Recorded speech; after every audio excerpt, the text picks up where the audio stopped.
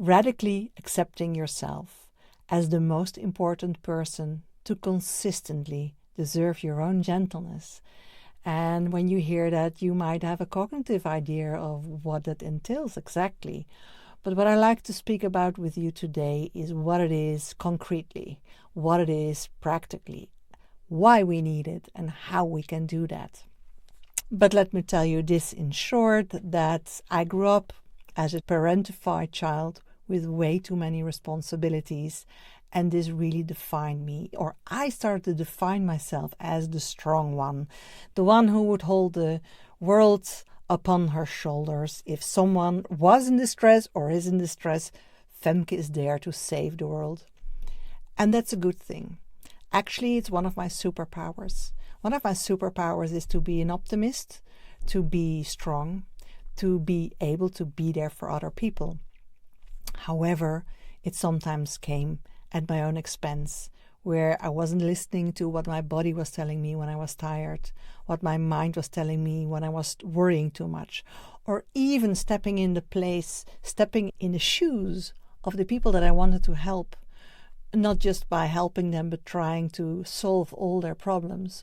Well, over time, and especially when I became more self-gentle, I also started to see that sometimes the best support you can give people is to let them know that you love them, to let them know that you trust their judgment, that you trust their path and their way, and that your love and support can be just that, and that you don't have to solve all the problems for everyone.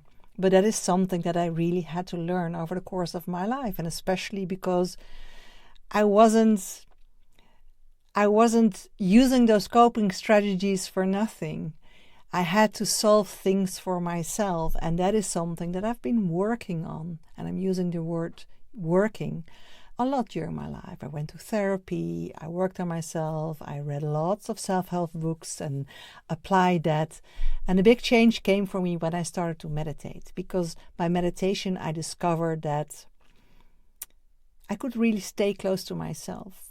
And I could become aware of what was actually going on within me, what kind of thoughts I was having, what that thoughts could do to me, to my peace of mind, to my stress levels, to actually a lot of things that were going on within me. I discovered I had a very strict perfectionist inner critic.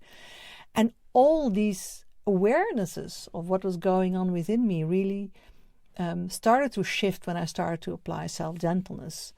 And that is not something that I invented just as once.